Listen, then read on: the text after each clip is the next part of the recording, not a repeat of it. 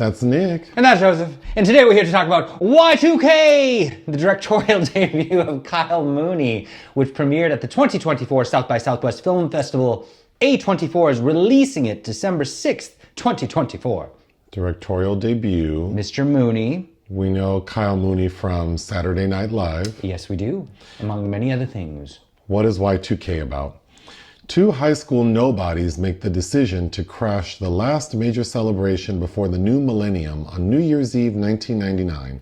The night becomes even crazier than they could have ever dreamed when the clock strikes midnight. What is your pull quote?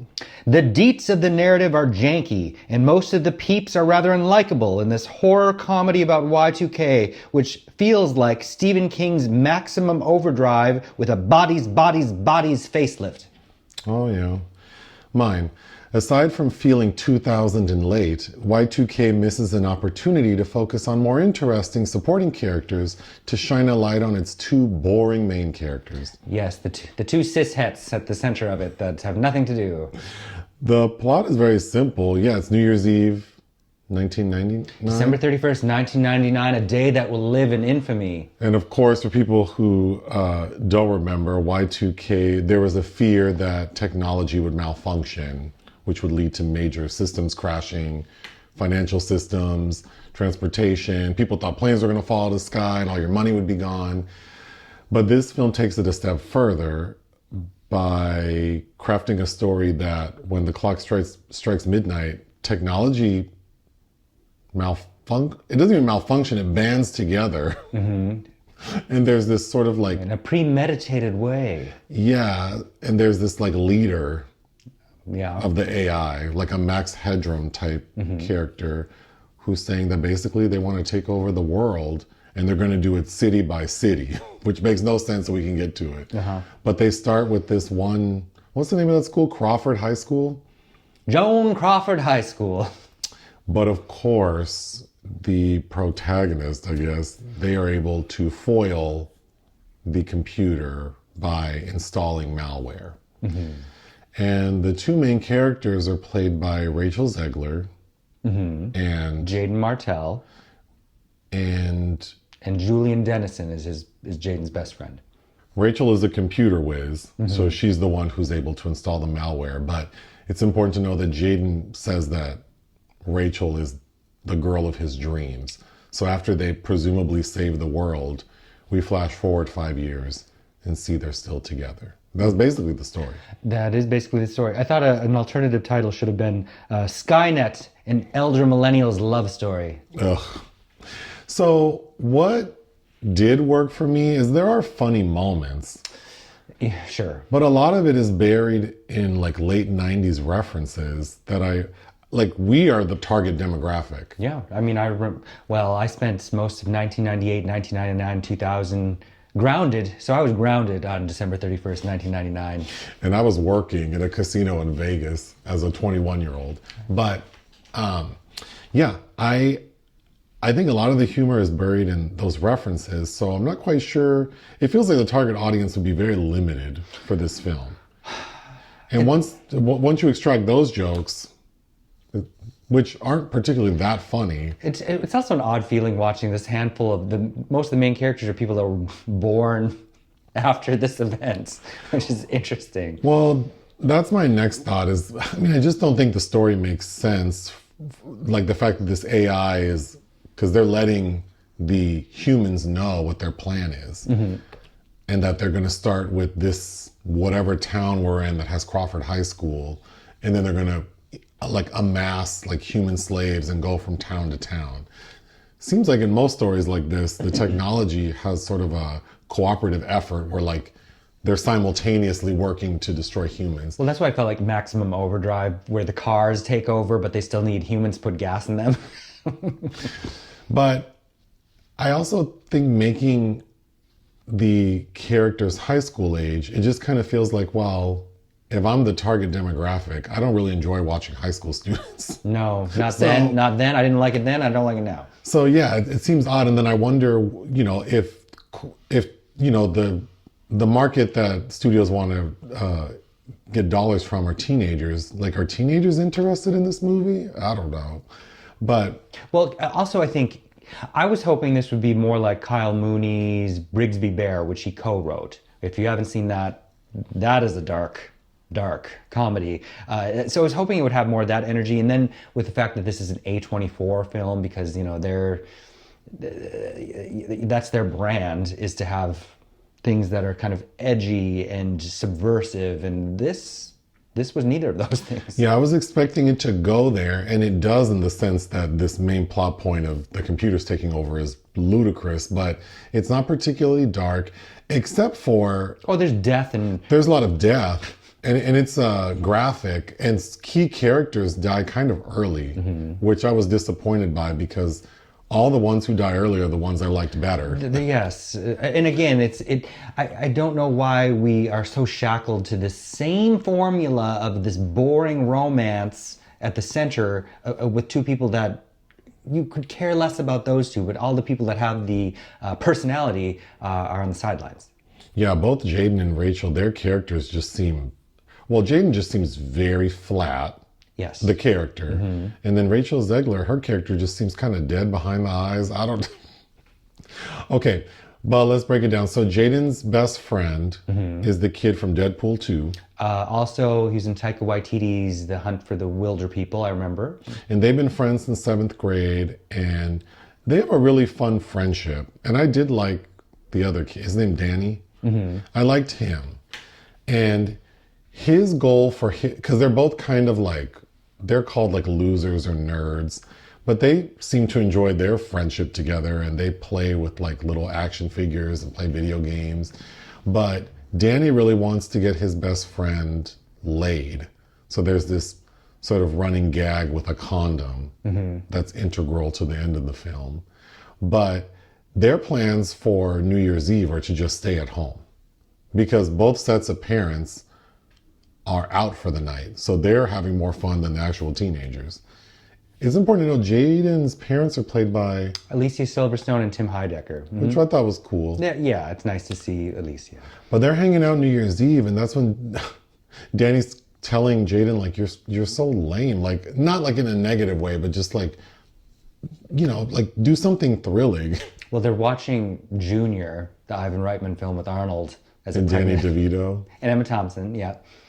And Jaeden gets up and breaks the lock off the liquor cabinet, and they start drinking vodka straight, room temperature, which they're drinking a lot. I would have expected them to pass out, but they seem totally fine. And that's like the courage they need to go to this party that like the popular kids are throwing. And they mainly want to go there because Danny knows his best friend is in love with Rachel Zegler. So they ride their bike over there, and it doesn't go particularly well. There are some cute moments in it, but clock strikes midnight and everything goes to shit. And then you get like, there's also a set of bullies who pick on Jaeden and Danny. But it's very PG-13 because I remember those years in the late 90s and early 2000s, and teenagers were raggedy and terrible when they wanted to be. These are PG-13 kids, okay? Yeah, that's interesting because it's a rated R movie and there's very graphic violence and death. But then when it comes to how these kids interact, it does feel very like Degrassi to be. And how like, they would speak. And how they would speak. There would be a lot more F slurs going on, believe me. But the main bully, I thought, was one of the funnier characters, even though he's sort of vile and you want something to happen to him. Farkas. But then when he was killed pretty quickly, I was kind of like, oh, he was one of the better parts. So the group of kids who leave the house after everything goes to shit are Danny and Jaeden, Rachel, the bully with his little like female cohort, then this like conscientious rapper guy. But as they're about to leave the house, Danny gets killed.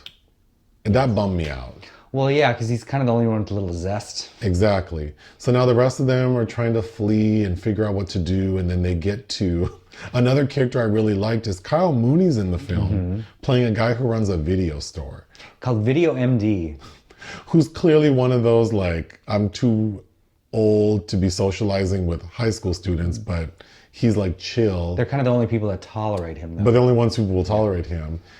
He is safe because he and his buddies, who he's who they call themselves the Collective with a K. Yeah. Their little hideout is like this abandoned space with no electricity or like Wi-Fi, so they're presumably safe. So they all gather there, and while they're there, one of like the sentient robot machines comes in. And at first they think it's going to be violent, but then Jaeden recognizes that it's his personal computer. So the robot's kind of nice to him initially. And it's assembled itself kind of like, it reminded me of Short Circuit, actually. Short Circuit, yeah. And I was like, I hope these things never find an e-waste facility. Oh. But yes, and it doesn't really quite make sense that, because it's not established that he has such a close relationship with his computer that it's conflicted about what's happening. Well, so that's an integral moment, because that's when Jaeden says, well, Rachel's like a computer whiz, a super coder, a hacker, so maybe she can get into my computer and figure out what's going on. And of course, she very easily gets in there. And then I thought a funnier moment is there's a video that the head of like the Max Headroom character is disseminating to all the other robots. And it's like a commercial for the downfall of humanity. I thought that was a highlight, but that's how these group of kids and the audience learns what's happening. So we're just spoon-fed it very quickly. Yes.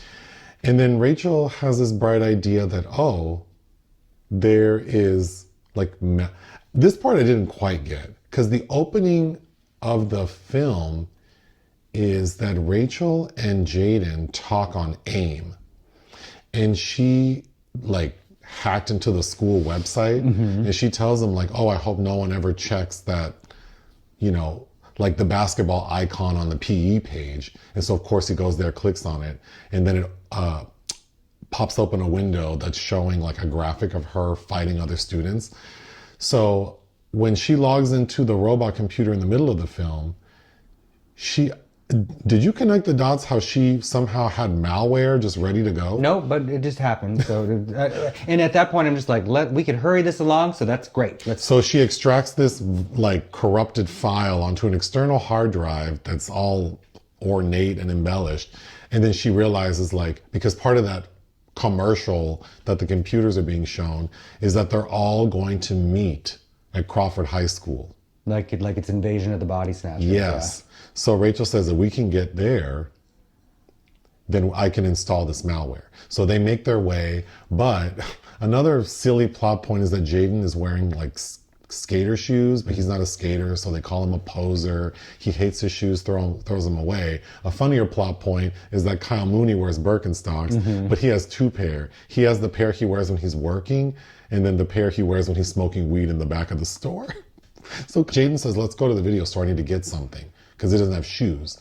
So he picks up the Birkenstocks, but guess who's hiding out in the video store? Late 90s, early 2000s icon, Fred Durst from Limp Bizkit. Icon? Hey, I did have that Greatest Hits remix album. I had that. That featured P. Diddy. It was a couple remixes from P. Diddy. That hasn't aged well, has it? What was that album? The chocolate covered starfish and the hot dog flavored water. Yeah. I had that, yeah. And I will say, I did think Fred Durst was cute in the movie. He's fine. I was expecting him to be de-aged, but they have him playing. See, and the character even says, you look like shit. I don't think the budget is that great, because I think based on the preview and all that Chumbawamba we're hearing, you're like, oh, I'm going to hear so many great songs from that era. Not really. I mean, it opens with Fatboy Slim. They do have a recognizable soundtrack, though. Yes, but it's not. I thought it was appropriate. But I didn't feel like it was I guess because this is kind of nostalgia porn. I would expect. I don't know. I'm just very confused. It had more music than I thought it would. Sure. But could it have been better? Sure. I think everything could have been stronger, because even with a rated R film about rogue AI, teenagers, we had crazier shit in the 70s, like Demon Seed, where Julie Christie is locked up in her home and the supercomputer is trying to inseminate her so she can have a hybrid baby. I mean, something. Yeah, this didn't feel that edgy. And the only part that actually felt edgy was when they first started getting killed in the house. Yes. Because the kids are being like, one kid had an erection talking to a girl, and then he ends up like a blender chews up his penis. Which doesn't make any sense. No. But Good Boys seems like a dirtier film.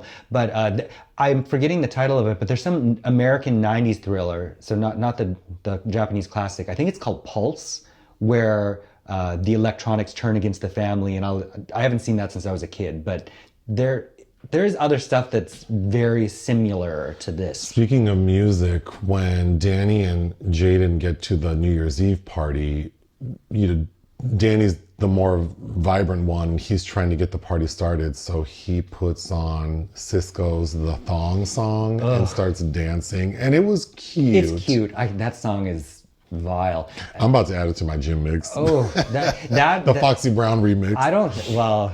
Cisco, that song I feel about the same as that one, as I do towards Who Let the Dogs Out.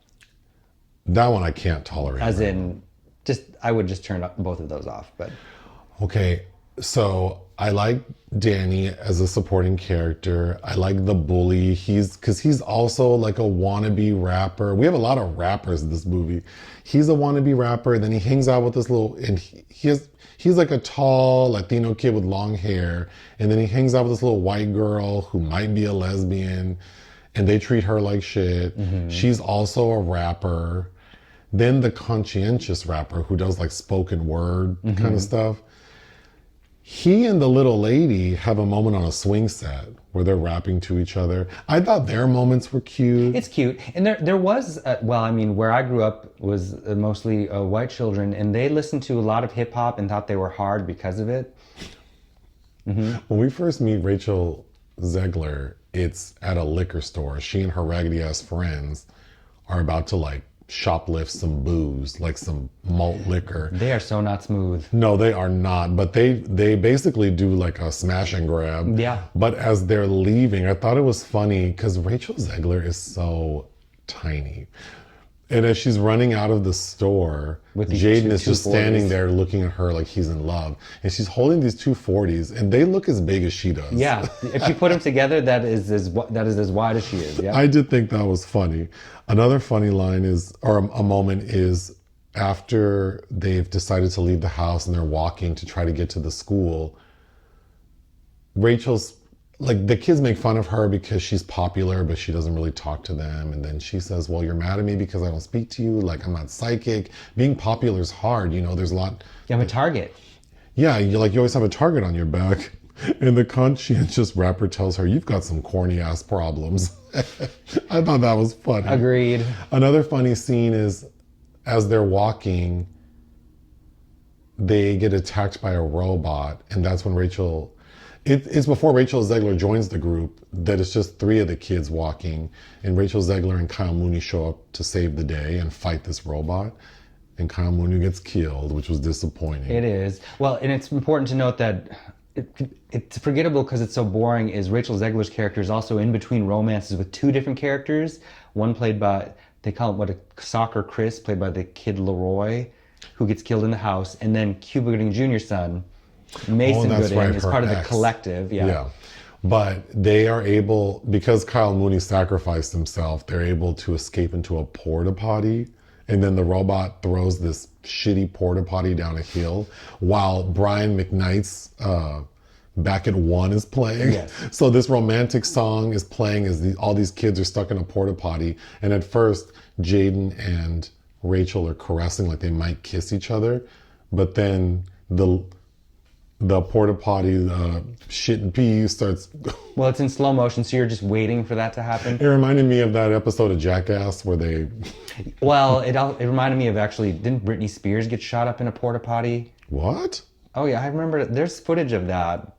I'm pretty sure she was involved in some kind of stunt like that. So everything culminates in them getting to the high school, and you have this supercomputer there, and Rachel is very easily able to hack into it, but there's a firewall preventing. They say it's a firewall, but there's a literal thing covering the USB port. So she's trying to figure that out, and it was so stupid because Jaden's like, "You can do it." I bet there's a back door, but she stood there waiting because there's the scene where Fred Durst is singing George Michael's Faith to the other half zombified people. Well, Limp Bizkit covered that song. Yes, but but it's not their song. And Rachel Zegler's waiting the whole time while Jaeden is busy with that. So she's just been sitting there. It doesn't make it. I mean, it's just not. And then on top of it just making no sense, I hate when they, because, you know, it's like the computer is uploading the plans to the computer. So when they get there, it's at like 60%, and then it keeps going up. And then she gets the hard drive in there at 99%. It's like all this, everything. There's zero tension. But like you already mentioned, Fred Durst I didn't understand what him singing Faith had to do, because he's distracting the humans, but that's not affecting the computers. Well, there's this whole conversation that happens where he announces himself and somebody says, go away, or we don't want to hear you, because music is divisive, like his type of music. So that's the song he chooses to bring everyone together. But of course, she installs the malware, and then because all of the robots are fashioned from smaller pieces of hardware. So when I guess the main program goes offline, all the robots disintegrate. Mm-hmm. And then they go back to their normal lives, and we flash forward 5 years, and we see that Jaeden and Rachel have graduated college. They go visit Danny's burial site. They're with that little white rapper girl. I don't know why the 5-year anniversary is important, except that they're done with college. And he's just like, I can't come back as often as I'd like. Like, okay. Because I'm going to stay in New York or something. So I guess their school is not in New York. But we find out that Fred Durst is kind of considered like the leader of the resistance. So he's created Durst Industries. So I guess he's supposed to be like a Steve Jobs like or tech something. Magnet. And then we see that like there are now iPods, and that Fred Durst, besides being like this billionaire tech person, he's like running for Senate. And the song ends with Closing Time, which I believe was like a 98 song. And then a post-credit scene is we get Danny dancing to Thong Song again, but it's like a music video, which was cute-ish. Unnecessary. One thing I noted is at the very beginning of the film is we get all the AIM chats. Mm-hmm. And you didn't see Dee Dee, which is set specifically in 2008. Mm-hmm. But those, in the way that children were typing to each other, felt exactly the same. The format's a little different, but it's just funny. Based on people's conversations I've had about that film and about how specific it is. And it's like, well, children have been grammatically incorrect for a long time. I feel like I was struggling talking about this movie because it's kind of like, meh. It just feels kind of lame. And not that I had like huge expectations for it. I don't know. Like it just seems like, as you said, a wasted opportunity. What would you give Y2K? 2.5. I would give it 2.5 out of 5. I think if you were on an airplane, like if you were stuck on a plane, it's okay. But there are stretches where there's not a lot of fun happening. You're right, yeah. And it's not thrilling. Mm-mm. So not surprising. Not quite sure what's happening. Anything else? No. Join us on Patreon and listen to our podcast. Bye.